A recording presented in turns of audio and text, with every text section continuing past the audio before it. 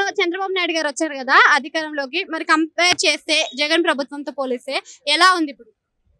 జగన్ ప్రభుత్వం పోలిస్తే చంద్రబాబు నాయుడు లేదమ్మా. అమ్మ ఒడి అని ఇచ్చారు, అది లేదు. ప్రతి మహిళకి 1500 నెల నెలలు ఇస్తా ఉన్నారు, అది లేదు. రైతు భరోసా లేదు. అన్నింటికి ఇబ్బంది పడుతున్నారు జనాలు బాగా. అంటే మరి ఇవన్నీ లేవు అని తెలిసి కూడా మరి జగన్ ఎందుకు మార్పు కోరుకొని 11 సీట్లు మాత్రమే ఇచ్చారు? ఫస్ట్ ఆయన ఇచ్చిన హామీలు నెరవేరుస్తాడేమో. ఇంకా ప్రతి మహిళకి 1500 ఇస్తా ఉన్నారు కదా, దాన్ని బట్టి వేశారు. ముందుగా తెలియదు కదా ఎవరికి, ఈ మార్పు ఎట్లాంటిదో చూడాలని అట్లుగా వేశారు. అంటే జగన్ ఉన్నప్పుడు కొన్ని సంక్షేమ పథకాలు ఉచితంగా ఇచ్చేసి ప్రజలను సోమరిపోతులు చేశారు అన్నారు కదా.